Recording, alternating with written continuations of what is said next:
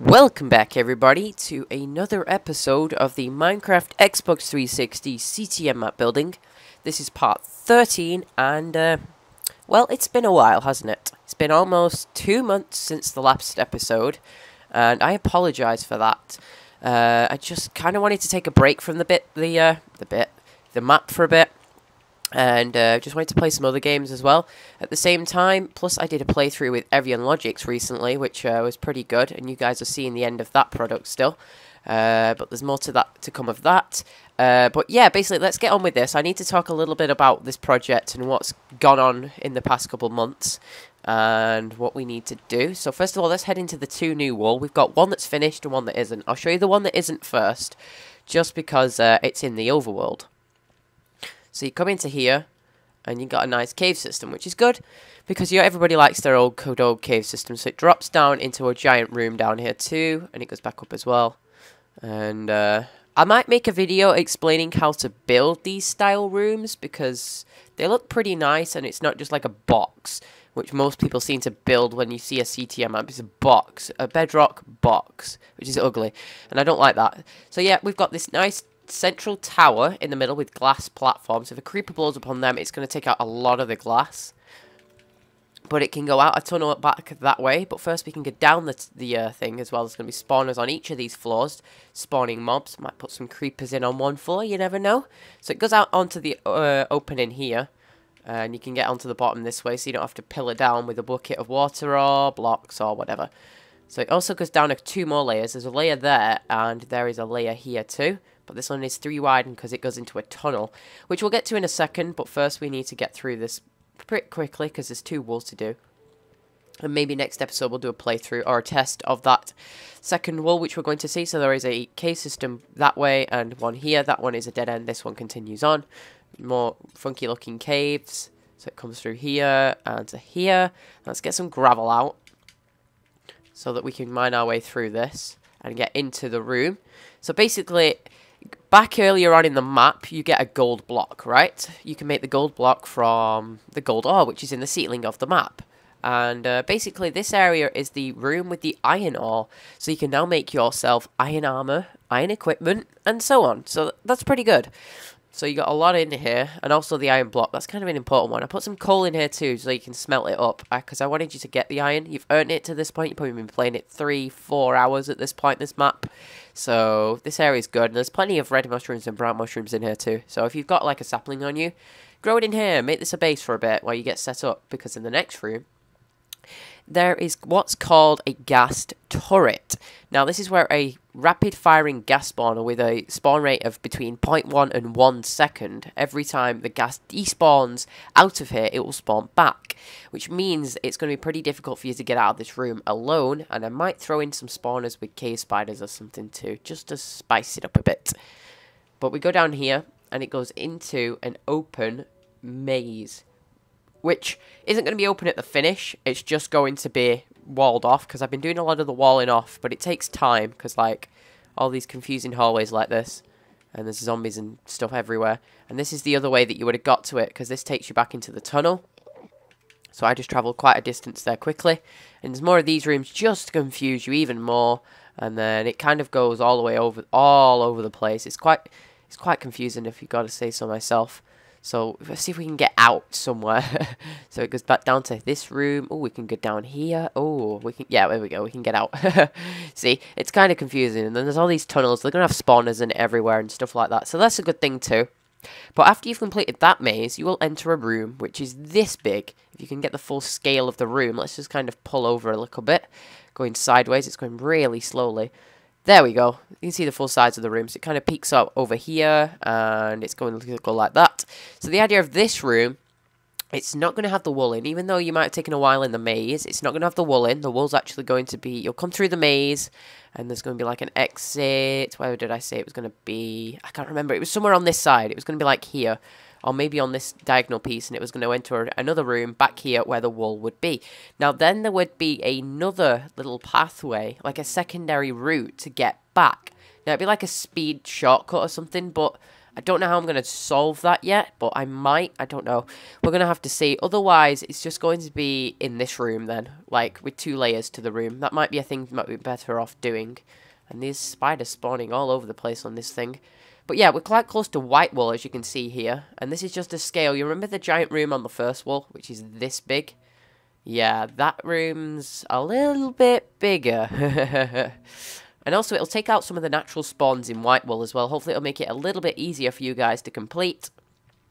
Which will make it more interesting and stop people rage quitting after about 20 minutes. Because some people really don't understand CTM maps and die very quickly. Let's just apply our potions again and listen to rapid fire natural mobs and spawners. So here we go. That is one wall done. That is light grey. Now we're going to go into Cyan Wall. Because this one, I would like to mention first of all, big thanks to Positive FP, Demon Boy, and Unknown Emerald for the time they spent with me on this, getting this done. We did it in about 1 day, which is pretty good. Well, this was already built, so we can kind of exclude this. So there's chests and spawners already in this one. So when I finish the Overworld on this intersection, I'm going to put another download link up, presuming that Opry's LP's mod tool is fixed. Now, there is an issue with it at the moment, guys, which is why there has been a little bit of a delay. Big thanks to Mojang and 4J for their title update 17 changes to the save file, which has kind of screwed everything up. Basically, it saves it now. It looks at every chunk instead of like every block in the chunk instead of just every chunk. So it makes it harder for his tool to work, and everything saved in this new update onwards will not work in the tool, only changing the player files and something else for him. So you'll just have to wait and see what happens with that until anything, or basically anything that is done. We can't really move forward with the map. We may have to just do what we can and release it to what it is, because there is no point putting a map out that is not even that difficult. And I wouldn't want to do that, to be honest. There's a skeleton spawner in here, but we're at the portal. So let's go into the nether. Let's hopefully it loads quickly. We're in an offline game, so it should load fairly quick. There we go, okay. So this is the point where we want to put our head down, we want to grab a milk bucket, we want to grab a map, and we want to grab a bow. So first of all, milk bucket, map, and bow. So you may notice that in a super flat overworld on Xbox, you don't get a generated nether like this. So this is pretty cool, right? So basically, this is where Opry's LP's mod tool came in a lot. With big thanks to him, obviously. I was talking to him quite a bit on Twitter just to see how this works. So basically, what I needed to do was go onto the PC, get a generated super flat nether from there. Well, not a super flat nether, but like a super flat overworld, because they get generated nethers, and then get an overworld, and get the nether on a memory stick, basically, and convert it onto the save file of the, basically, of the CTM map without corrupting it. That was the tricky bit. So we're kind of just going to fly around here and look at all the possibilities for areas that we're going to go to. Let's just take out that ghast. You'll notice a tower there. There you go, kill you two. And 2 towers here, and a 3rd tower as well. So plenty of difficult things to do. Let's just try and take out the ghast. How do you get actual shots with a bow? It's only 2. Okay. But there is 2 blaze spawners off the bat here, and a zombie spawner, so that's good. There's another blaze there. Flying through all these tunnels. They kind of like loop back to each other, so you can't really take a shortcut. So this takes you into another cave with some chests right here, and a diamond helmet. Ooh, diamond helmet. There is a lava source block right here. Let's just remove it. You ready? There we go. Stop the particle effects in the ceiling.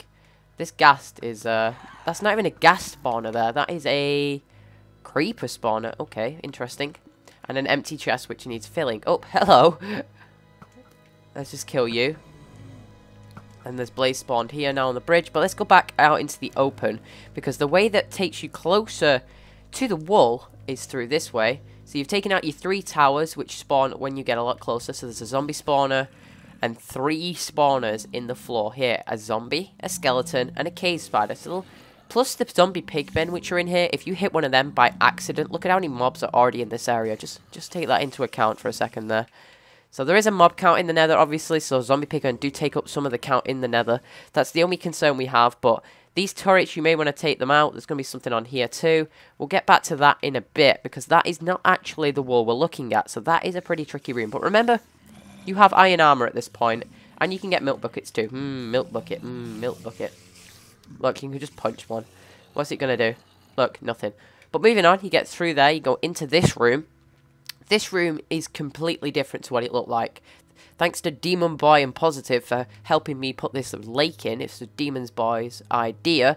And then a nice dam blocking it all. So we've got 2 blaze spawners on bridges here. And there's also a skeleton spawner right here. There it is. You see it? And basically it takes you into here. There's another creeper spawner. This is the same room we were in earlier. So it kind of, they loop back together. And the way to kind of get through here is you have to go over this bridge. Now these 2 spawners, remember, you can't use a water bucket in the nether to save you. So if you get hit, you get hit. So you take a lot of damage from these things. And that gas spawner isn't actually for this tunnel area. But we go up this deep tunnel here, coming up here, and you'll head straight ahead. And you carry on up there. There's a gas spawner back here to make a gas turret. This isn't on rapid fire though, which we felt was not necessary to help it spawn. So let's try and get one to spawn, because they do spawn, it's just, I'm in creative mode, so they don't really recognize me as a player that's threatening. See, they just spawn in there perfectly, and they can't escape because of the fence posts. So he's facing the wrong way. He is indeed. And there is a sneaky little cave spider spawner right there.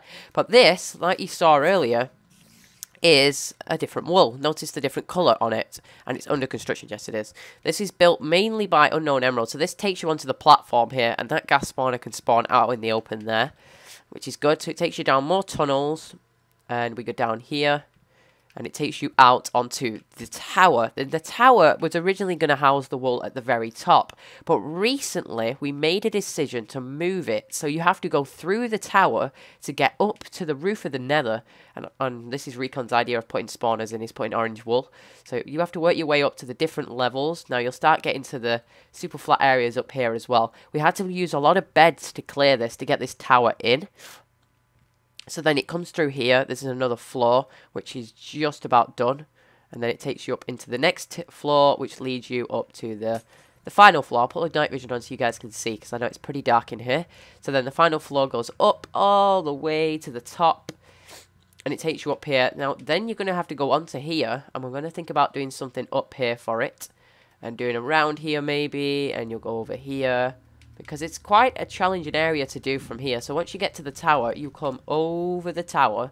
Maybe through like a dungeon or something on the wall. Because there's also this area down here too, which is pretty neat. Which takes you into a little dead end area. So this is a nasty little place to put purple wool. And I really look forward to building it once the mod tool's back up and going again with the spawner mod. Even if it means just putting that in a different mod tool. So yeah, this is a really decent tool, and I do big thanks to Prize, guys. So yeah, for his work. And there's a gas there. He's definitely spawned naturally. Silverfish, going through here, more tunnel designs. Spider and skeleton, and this tunnel is for intersection 4, which isn't built. So yeah, because that's how you get off this intersection. Because you'll notice there's only 2 wool on this intersection again. Well, 3 technically if you count purple, but yeah, it kind of makes sense where it is. But you know, like a nether fortress has walls like this? Yeah, we kind of did the same, and we made a maze. So somewhere at the end of this maze, it combines with the proper nether fortress in the nether, and it makes it basically to the end. So you get to like the end of the wool, and the wool's there. Oh, hello. See what happens when I leave flat open areas for a long time? You get these guys. There we go. Don't worry, I won't be saving anyway, so we're okay. I'm just doing it so I can show you guys, because I would not be building on hard mode. So let's fly back through, and let's go back to everything else. I don't think I've done anything else on this map, actually. Besides, probably like bedrocking or something, but that's dull. Nobody wants to see bedrocking. It's just not interesting.